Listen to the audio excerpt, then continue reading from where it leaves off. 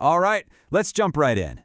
Imagine being a doctor, a really good one, but you're so completely fed up with the medicine of your time that you just quit. You walk away. Now, this isn't some modern-day burnout story. We're talking about the 18th century and how one brilliant, rebellious physician basically said no more and ended up creating a whole new system of medicine from the ground up. And this quote, wow, it just gets right to the heart of it all, doesn't it? That's Samuel Hahnemann, the guy who started it all. And you can just feel his anguish. He wasn't scared of diseases. He was terrified of the cures.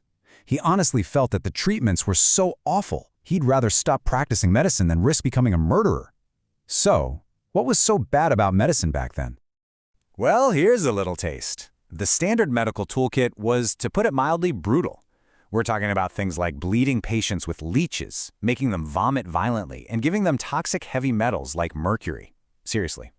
It was a total coin toss whether the disease or the treatment was going to be worse for you. And for a conscientious doctor like Hahnemann, this just wasn't healing. It felt more like torture. So, he got out.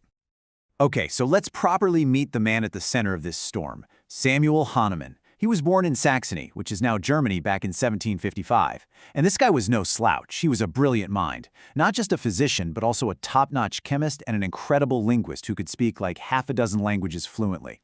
The problem was, his sharp intellect and his conscience were totally at odds with the medicine he was supposed to be practicing. It's a fair question, right? For Hahnemann, it wasn't about a career change. He had a family to feed. So he fell back on his other big skill, languages. He started translating medical textbooks to make a living. And it was right there, sitting alone with these books, that he stumbled upon something, a moment that would completely and accidentally change his life forever. And this is that moment.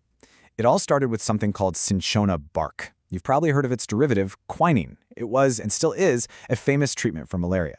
Back then, it was pretty much the only thing that worked, but nobody really understood why. The beauty of this is its simplicity. So Hahnemann is translating this paper, and it claims cinchona works just because it's better. And he's like, no way, that can't be it. That's a terrible explanation. So being the scientist he was, he decides to run an experiment on himself. He starts taking doses of this cinchona bark, and then something wild happens. He, a perfectly healthy guy, starts to get all the classic symptoms of malaria, the fever, the chills, the aching joints. As soon as he stopped taking the bark, the symptoms vanished. This was his aha moment. He made a leap of logic that no one else had. What if a substance that can cause certain symptoms in a healthy person could be the very thing that cures those same symptoms in a sick person? And just like that, the core idea of homeopathy was born, summed up perfectly in this Latin phrase, let like be cured by like. So, starting with that one experiment on himself with a piece of tree bark, Hahnemann started to build an entire medical system. And this wasn't just some vague philosophy. He was super methodical. He built it on 3 core foundational principles that would go on to define homeopathy for centuries. You can see on this timeline, this was his life's work. It didn't happen overnight. After that first experiment, he spent years testing more substances. It was in 1796 that he first published his ideas. But the big one was in 1810, when he laid out the whole system in his huge book, The Organon of Rational Medicine. He then spent the rest of his life practicing and refining this new approach to healing. Okay, so let's break down these principles. First up, the big one, the law of similars. This is that like cures like idea we just talked about. It's the central pillar of homeopathy. So, if, say, poison ivy gives a healthy person an itchy, blistering rash, a homeopath might use a super diluted dose of poison ivy to treat a patient who has a similar-looking rash. You know, to really make his point, Hahnemann actually invented the word allopathy to describe the medicine he'd rejected. It literally means opposite suffering. And think about it, that's what conventional medicine often does, right? You have inflammation, you take an anti-inflammatory. You have allergies, you take an antihistamine. Homeopathy, which means similar suffering, works the other way. It uses a similar substance to try and trigger the body's own ability to heal. All right, now this next part is where things get really strange and, for many, hard to swallow. Hahnemann wanted to use some pretty toxic stuff, like arsenic, based on the symptoms they produced. But to do that safely, he had to dilute them, a lot. And he discovered something that blew his mind. The more he diluted a substance, while shaking it really hard between each step, the more effective it seemed to be, and with fewer side effects. He called this whole process potentization. So that begs the question.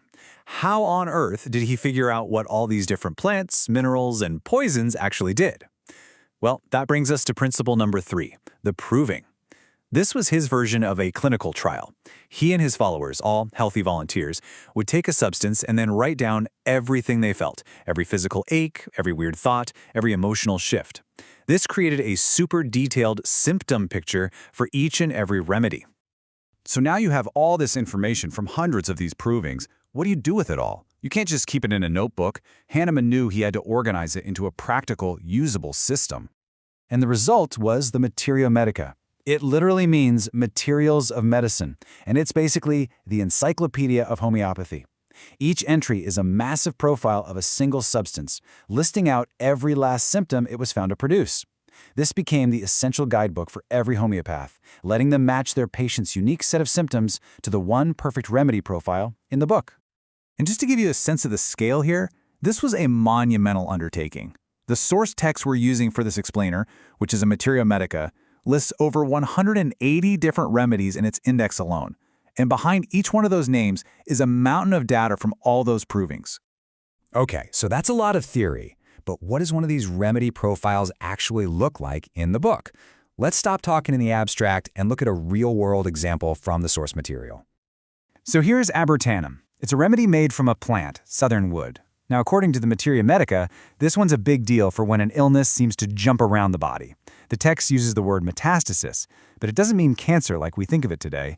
It means, for example, your arthritis suddenly gets better, but now you have a heart problem. The classic keynote symptom for this remedy is a person who is wasting away, getting super thin, especially in their legs, even though they have a huge appetite and are eating all the time. See, it's that level of weird, specific detail that homeopaths look for. And that really brings us back to the core of Hahnemann's entire rebellion. He looked at poisons and saw potential cures. He saw symptoms not as the enemy to be crushed, but as the body's own language, a roadmap pointing the way to healing. It all circles back to that one simple yet profoundly radical question. What if a cure could be found in the very thing that looks just like its cause?